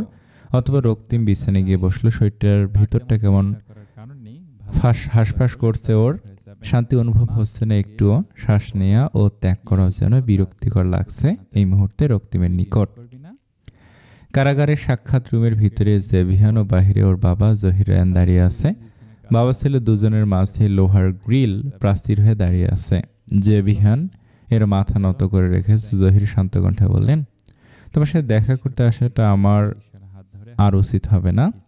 জেলখানার মূল গেট পেরিয়ে ভিতর প্রবেশ করার পর পরিচিত মান্যগণ্য পুলিশ অফিসারদের সাথে দেখা হয়। কতটা লজ্জার অপমান অসম্মান বোধ করছে আমি গত 3 মাস ধরে তা ভাষায় প্রকাশ করার না। এখন বারংবার মনে হয় আমি একজন মানুষের নয় বরং একজন কুলাঙ্গারের জন্ম দিয়েছি, যাকে নিজ হাতে তুলে মানুষ না বানিয়ে আরো জঘন্য বানিয়ে ফেলেছি, যার ফলে আমার বাকিটা জীবন ধুকে ধুকে পোয়াতে হবে। জেভিয়ান বলল, বাবা আমাকে তুমি ক্ষমা করে দিও, আমি তো যোগ্য সন্তান হতে পারিনি। মানুষে পরিণত না হয়ে অমানুষে পরিণত হয়েছি। মেহেরকে বলিও পারলে আমায় যেন ক্ষমা করে দেয় সে। আমার জন্য রক্তিমের মতো একজনের সাথে ওর জীবন জড়িয়ে গেল, যার রেশ হয়তো ওকে সারা জীবন বয়ে বেড়াতে হবে। যাবার কাছে তো ক্ষমা চাওয়া সম্ভব না, ওর সাথে তো কম দুর্ব্যবহার করিনি আমি। একজন যোগ্য বড় ভাই হতে পারিনি আমি, না মেহেরুন্নেসা আর না জবার। যখন তুমি ওই জানোয়ারের লোকটার সাথে জবার বিয়ে ঠিক করেছিলে কেবল নিজের স্বার্থ হাসিল হবে ভেবে, তখন আমি তোমায় ইন্ধন না দিয়ে বুঝাতে পারতাম এমনটা না করো না জবার সাথে। তো আমি তা করিনি। আর জবা এই দুনিয়াবী জীবন ত্যাগ করে চলে গিয়েছেন আফ্রার দেশে অনেক আগেই। তার জন্য কোনো না কোনোভাবে আমি নিজেও দায়ী। এই জেলখানায় প্রতিটা সেকেন্ড অতিক্রম হওয়ার সাথে সাথে আমায় আমার অতীতে করা প্রতিটা পাপ কর্ম, খারাপ কাজের কথা স্মরণ করিয়ে দিচ্ছে।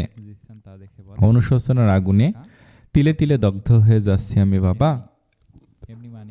এখন আমার খুব মনে হয় যদি সারা জীবন কারাদণ্ড না দিয়ে জজ সাহেব আমাকে ফাঁসির সাজা দিতেন তাহলে সব থেকে ভালো হতো। এক নিমিষে এই পাপে ভরপুর জীবন থেকে মুক্তি পেয়ে যেতাম। জহির কিয়ৎক্ষণ পূর্ব পর্যন্ত ভেবেছিল জেভিয়ান হয়তো জেলখানাতে আসার পরেও বদলাবে না। অমানুষেরা কি কখনো মানুষ হতে পারে? কিন্তু জেভিয়ানের মুখের কথাগুলো শুনে জহিরের বুকটা ভেতরটা কেমন মোচড় দিয়ে উঠল। তার ছেলে চৌধুরী বংশের একটা মাত্র বংশধর যে বদলে গিয়েছে, মানুষে পরিণত হয়েছে অমানুষটা। এত দেরিতে কেন হলো এমনটা? এখন যে আর করণীয় কিছুই নেই। জহিরের দুচোখ ছলছল করছে, এক অসহায় বাবার কলিজা পুড়ছে আজ। একমাত্র ছেলে জেলখানায় বন্দী, যার মুক্তি অসম্ভব। বড় মেয়েটা মারা গিয়েছে আর তার নিজের দোষে ছোট মেয়েটাও তার সাথে সম্পর্ক শেষ করে দিয়েছে। জহিরের মন আজ নিজেকে ধিক্কার জানাচ্ছে। ভিতরটা চিৎকার করে বলছে বাবা হিসেবে সে ব্যর্থ, চরম ব্যর্থ। কিন্তু সে আসলে সফল কোন দিক দিয়ে? বাবা, স্বামী, পুরুষ সব দিক থেকেই তো সে ব্যর্থ। কেবল অবৈধভাবে রোজগার করা কোটি কোটি টাকা ঝুলিতে ভরে আছে তার। এটাকে কি সফলতা বলে? কে ফুরাবে তার এই টাকাগুলো? তার অবর্তমানে এই টাকার ভার কে বহন করবে? জহির আশেপাশে চোখ বুলালে কেবল ধু ধু মরুভূমির মতো শূন্যবালির পাহাড় দেখতে পারছে। রক্তিম ওর হাতে থাকা দ্বিতীয় খামটা খুলল। সেখানে একটা প্রেগন্যান্সির কিট রাখা। কিটটার ওপর দুটো লাল দাগ স্পষ্ট দেখতে পারছে রক্তিম, যার অর্থ দাঁড়াচ্ছে এই কিটটা যে নারীর, সে প্রেগনেন্ট। রক্তিম আরো দেখলো ক্রস খামটার মতো হলেও এই খামের ভিতরেও একটা চিঠি রাখা রয়েছে। চিরকুট নয়। রক্তিমের হাত কাঁপছে, কারণটা সে উপলব্ধি করতে পারছে না। নিঃশ্বাস ভারী হয়ে এসেছে, হৃৎপিণ্ডের গতিও পাল্লা দিয়ে বেড়েছে কয়েক গুণ। রক্তিম চিঠিটা মেলে পড়তে শুরু করলো। রক্তিম, এই নামের মালিক যে লোকটা, সে আমার অগোছালো জীবনটাকে অগোছালো করে দেয়া এক ভয়াবহ ঝড়ের মতো, যাকে আমি আমার করে রাখতে না চাইলেও জগতের সবকিছু আমার কানের কাছে এসে চিৎকার করে বলে, তুই মানো বা না মানো, সে তোমার স্বামী। তোমার শরীরের ভিতর আর একটা ছোট্ট হৃৎপিণ্ডের মালিকের অস্তিত্ব গড়ে উঠছে একটু একটু করে, যার ঠাঁই হয়েছে তোমার গর্ভে। জগতের কাছে এখন তুমি তার মা হিসেবে স্বীকৃতি পাবে, আর সে তোমার সন্তান। তোমার অনাগত সন্তানের পিতা যে রক্তিম, তাকে তুমি আর কত ঘৃণা করবে? ঘৃণার এই খেলায় এবার তোমার মস্তিষ্ক ক্লান্ত না হলে মনটা বড্ড ক্লান্ত হয়ে গিয়েছে। এই নিষ্পাপ প্রাণটা তো কোনো দোষ করেনি, বলো ওকে কিভাবে অপমানের মতো করে ঘৃণা করব বলো? ওর যেমন একজন উপযুক্ত মায়ের প্রয়োজন, তেমনি একজন উপযুক্ত বাবার প্রয়োজন। আমি ওকে মা হিসেবে সব রকম আদর, শাসন, ভালোবাসা, স্নেহ দিতে পারলেও ওর বাবার অভাব পূরণ করতে পারবো না কখনো। আমি জানি এই পৃথিবীর বুকে সিঙ্গেল মাদারের অভাব নেই। বর্তমান যুগে এসে দাঁড়িয়েছে একজন সন্তানের জন্য মা থাকার পাশাপাশি বাবা না থাকলেও চলবে, এমন যুক্তি বহুজন দাঁড় করাতে পারবে আমার সামনে। কিন্তু সেই যুক্তিগুলোকে মেনে নিল আমাদের অনাগত সন্তানকে আপনাকে বাবা ডাকার হক থেকে বঞ্চিত করতে চাই না আমি। স্বামী, আমার স্বামী, আমার অনাগত সন্তানের বাবা। আমাদের দুজনের কথা ভেবে কি এই পেশা থেকে নিজেকে সরিয়ে না নেওয়া যাবে না? পারবেন না? ক্রিমিনাল লয়ারের পেশা ছেড়ে দিয়ে একটা সাধারণ সৎ কোনো পেশাকে আয়ের মাধ্যম হিসেবে বেছে নিতে? আপনার কাছে তো আমিও আমার অনাগত সন্তান খুব বেশি কিছু চাইছি না। একটা সুন্দর সংসার হবে, যে সংসারের কর্তা কর্তী একে অপরের ভালোবাসায় মুগ্ধ থাকবে। আয় সীমিত হলেও সংসারটা সুখের হবে। সন্তান সন্ততিদের সুশিক্ষা দিয়ে মানুষের মতো মানুষ হিসেবে গড়ে তুলবে, যারা তাদের বাবা মায়ের পাশাপাশি গোটা দেশের মুখ উজ্জ্বল করবে। এই স্বপ্ন তো সব নারী দেখে বলেন, তাই আমার ক্ষেত্রে কেন এর ব্যতিক্রম হবে? কেন আমার জীবনকে নিয়ে আমি এমন স্বপ্ন দেখতে পারবো না? লিখতে লিখতে ভেতর থেকে লম্বা একটা দীর্ঘশ্বাস বেরিয়ে আসলো। আজ মনের ভিতরটা খুলে আপনাকে দেখালাম। জানি না আমি আপনাকে আদৌ ভালোবাসি কিনা, এও জানি না এই চিঠিটা পড়ার পর আপনি ঠিক কি পদক্ষেপ নেবেন। তবে আজ এই মেহেরুন্নেসা আপনার বউ, আপনার সুইটহার্ট বড্ড আশার স্বপ্ন বুনেছে তার মনে সুই সুতো দিয়ে। এখন আপনি তার স্বপ্নকে কেটে ছিঁড়ে আস্তা করে ছুঁড়ে ফেলবেন, নাকি আদর করে নিজের বুকের মাঝে জড়িয়ে নেবেন, তা কেবল আপনার নিজের উপর নির্ভর করছে। আমি অপেক্ষায় থাকব। ঠিকানায় একবার চোখ বুলাবেন, যদিও সময় উল্লেখ করিনি, তবু দিলাম। আজ সারাটা দিন আপনার জন্য চাইলে আসতে পারেন। রক্তিমের দুচোখ দিয়ে ঝরঝর করে অশ্রুরা ঝরে পড়ছে। তার প্রিয়তমা স্ত্রী তাকে ডাকছে আপন করে নেওয়ার জন্য। এদিকে তার পেশা, অপর দিকে তার বউ ও অনাগত সন্তান। কোন দিকটা বেছে নেবে আজ? রক্তিম শব্দ করে নিঃশ্বাস ফেলে দরজার দিকে তাকালো একবার। রক্তিমের দৃষ্টিতে মেহেরুন্নেসা ও তার অনাগত সন্তানকে হারানোর ভয় স্পষ্ট দেখা যাচ্ছে। ওর বুকের ভিতরটাতে অস্থিরতার ঢেউ তুলছে। রক্তিমের মন যেন চিৎকার করে বলছে, হারতে ঘৃণা করো তুমি, কোনোভাবে হারকে মেনে নিতে পারো না। এই চিঠিটা পাওয়ার আগে পর্যন্ত তো মেহেরুন্নেসাকে উচিত শিক্ষা দেওয়ার জন্য আমার মস্তিষ্ক আমার সাথে লড়াইয়ে নেমেছিল। এখন আমার মস্তিষ্ক শীতল হয়ে গিয়েছে। দেখো একটাবার তোমার বউয়ের এত মিষ্টি আবেদনের পরিপ্রেক্ষিতে সে জেদ দেখানো শক্তি হারিয়ে কেমন মিয়ে গেছে। আমি তোমার মন তোমায় জানান দিচ্ছি, থেকো না আর বসে, করোনার সময়ের অপচয়। নিজের বাবাকে হারিয়ে সমাজের ওপর জমে থাকা রাগকে উপড়ে তুলে যে অমানবিকতার পেশাকে বেছে নিয়েছিলে, আজ যে সময় এসেছে সেই পেশাকে মাটিতে পড়ে থাকা ডিভোর্সের কাগজগুলো তুলে একত্রে আস্থা করে ছুঁড়ে ফেলে দেয়। আর ফেলে দাও নিজের মস্তিষ্ক জমে থাকা নোংরাগুলোকে। তোমার জন্য সুন্দর একটা জীবন অপেক্ষা করছে। তোমার ভালোবাসার মানুষ, প্রিয়তমা স্ত্রী, যে সেও তোমার অনাগত সন্তান তোমার অপেক্ষায় আছে। এই মিসে হারজিতের খেলায় এমন সুন্দর সম্পর্কটাকে শেষ করো না।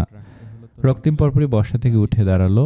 চোখের পানিটুকু মুছে মেঝেতে পড়ে থাকা ডিভোর্সের কাগজগুলো তুলে নিয়ে রুম থেকে বের হলো। অতঃপর বাসা থেকে বেরিয়ে কাগজগুলো কয়েকশো টুকরো করে আস্তা করে ছুঁড়ে ফেললো। পার্কিং সাইট থেকে গাড়ি নিয়ে বেরিয়ে পড়লো মেহেরের দেয়া ঠিকানাটার উদ্দেশ্যে। দক্ষ হাতে স্টিয়ারিং ঘুরিয়ে ফুল স্পিডে গাড়ি চালাচ্ছে রক্তিম। মেহেরের কাছে পৌঁছাতে যে সময়টুকুর প্রয়োজন এখন ততটুকু অনেক ভারী লাগছে মনের উপর। রক্তিমের কাছে ঠোঁটে ফুটে আসছে হালকা হাসির রেখা। বিকেলের শেষ আলোয় নদীর পানি চিকচিক করছে চোখে ধরার মতো। হালকা হাওয়া বইছে। নদীর একেবারে সন্নিকটে বলা ছিল একটি ছোট্ট কাঠের ঘর। খানিকটা জায়গা দখল করে মাথা উঁচিয়ে দাঁড়িয়ে আছে। সামনের বারান্দায় ঝুলানো দোলনায় চুপচাপ বসে আছে মেহের। দৃষ্টি সে চিকচিক করা পানির ওপর স্থির। পাশে একটা ছোট্ট এক পায়ার কাঠের টেবিলের ওপর দুটো চায়ের কাপ, একটা নিজের জন্য আর একটা রক্তিমের জন্য রয়েছে একটা ফাঁকা ফুলদানি আর একটা সাধারণ ক্যামেরাও।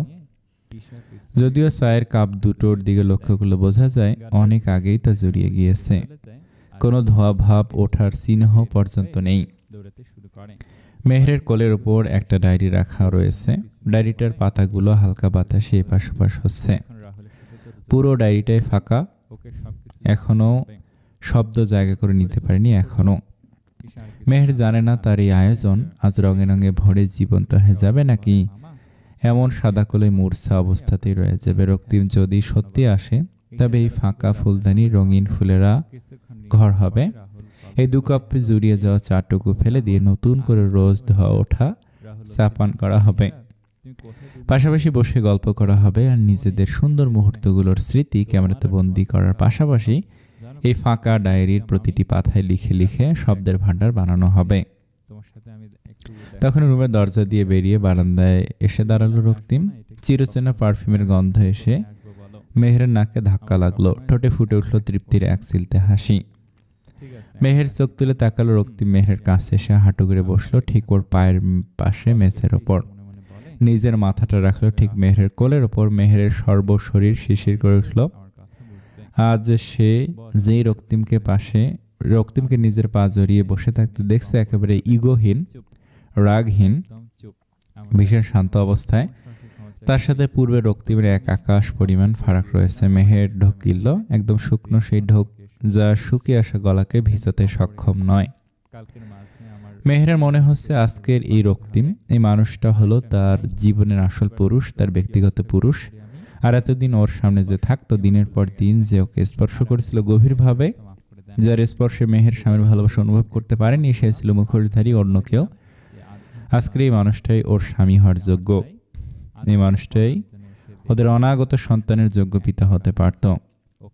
এই মানুষটাকে মেহের খুব করে ভালোবাসতে পারবে, যে ভালোবাসার কোনো সীমারেখা থাকবে না, যে ভালোবাসার সম্পর্কে কোনো রাগ, জেদ, অভিমান, ঘৃণার ফাঁক ফোকর খুঁজে পাবে না নিজের জন্য একটু জায়গা করে নিতে। থাকবে না কোনো হার জিতের নোংরা খেলা। একটা সুন্দর গোছালো পরিপাটি সংসার জীবন পার করা সম্ভব এই মানুষটার সাথে। মেহের রক্তিমের মাথায় হাত রাখলো। নিঃশ্বাস ভারী হয়ে এসেছে মেহেরের। রক্তিমের দু চোখ বেয়ে উষ্ণ গরম নোনা জল মেহেরের উড়ুতে পড়তেই ওর বুকের ভিতরটা ধক করে উঠল। রক্তিম কাঁদছে, এমন শক্ত কঠিন হৃদয়ের মানুষটার দু চোখে নোনা জলে ভিজে গিয়েছে। রক্তিম বলল, আমায় ক্ষমা করে দাও আমার প্রিয়তম স্ত্রী, ও আমাদের অনাগত সন্তানের মা। আজ সব সেরে সুরে এই অমানুষটা এসেছে তোমার কাছে, একটু ঠাঁই দাও তাকে, আপন করে নাও। কসম মানুষ হয়ে যাব, মনের সব আবর্জনা আস্থা করে ফেলে দিয়ে এসেছি ডিভোর্সের পেপারগুলোর সাথে। তোমাদের ছাড়া বেঁচে থাকা বড্ড দায় হয়ে দাঁড়াবে এই পাগলটার। আমার এই শরীরে আর কখনো কোটের কালো পোশাক উঠবে না। তোমাদের ভালোবাসার চাদরে নিজের মনকে ঢাকতে চাই। এবার আমার সন্তানের সামনে দাঁড়িয়ে মাথা উঁচু করে বলতে চাই, তার বাবা একজন প্রকৃত মানুষ, একটা পরিষ্কার হৃদয় আছে তার, যে হৃদয়ে তার ও তার মাম্মামের নাম লেখা রয়েছে। ও থেকে যাবে জীবনভর। থাকতে দিবে না আমায় তোমাদের পাশে জীবনভর, বলো না বউ, দিবে না? মেহের দু চোখ ভিজে উঠেছে। রক্তিম মেহেরের কোলের উপর থেকে মাথা তুলে ওর চোখের দিকে তাকালো। মেহেরের হাত জোড়া নিজের দু হাতের মুঠো নিয়ে তাতে ছোট ছোট চুমু এঁকে দিতে দিতে বলল, এই ধরো, এই রাস্তা ধরে তোমাদের কাছে আসতে আসতে আমি দুটো নাম ঠিক করেছি জানো। আমাদের মেয়ে হলে তার নাম রাখবো মেহেরিম, আর ছেলে হলে তার নাম রাখবো মাহাতিম। সুন্দর না নাম দুটো, বলো? আর হ্যাঁ, ব্যবসা হিসেবে একটা রেস্টুরেন্ট খুলবো ভেবেছি। সেখানে সব রকম খাবারের ব্যবস্থা থাকবে, দেশি বিদেশি সব। যারা গরিব অসহায় মানুষ আছেন, সবসময় বড় বড় রেস্টুরেন্ট থেকে কয়েক হাত দূরত্ব বজায় রেখে দাঁড়িয়ে তার বাহ্যিক সৌন্দর্য উপভোগ করেন, কেবল তাদের সম্মানের সহিত সপ্তাহে 2 দিন আমাদের রেস্টুরেন্টে এনে বসিয়ে তাদের পছন্দ অনুযায়ী খাবার খাবো, যেন কোনো রকম অভিযোগ অভিমান তাদের মনে জমে না থাকে। রক্তিমের কথাগুলো আজ ভীষণ শান্তি দিচ্ছে মেহেরকে। মানুষটা কত সহজে বদলে গিয়েছে। রক্তিম থেমেছে এবার।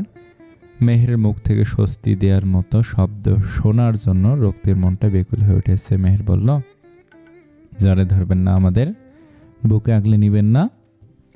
মেহেরের এরূপ কথা শোনা মাত্র রক্তিম উঠে মেহেরকে উঠিয়ে ওকে জড়ায় ধরল শক্ত করে। মেহেরের পা বারান্দায় স্পর্শ করছে না। মেহেরও রক্তিমের গলা জড়িয়ে ধরেছে। মেহের বলল, নতুন জীবনে সুস্বাগতম জানে আপনাকে স্বামী। আপনার ভালোবাসায় আপনার বিবি ও সন্তান সিক্ত হওয়ার অপেক্ষায় ছিল বহুক্ষণ ধরে। আমরা দুজনে আপনাকে ভীষণ ভালোবাসি। কামনা করছি এই ভালোবাসায় অক্ষয় থাকুক জীবনভর। রক্তিম ও মেহের দুজনের ঠোঁটেই ফুটে রয়েছে পরিতৃপ্তির হাসি।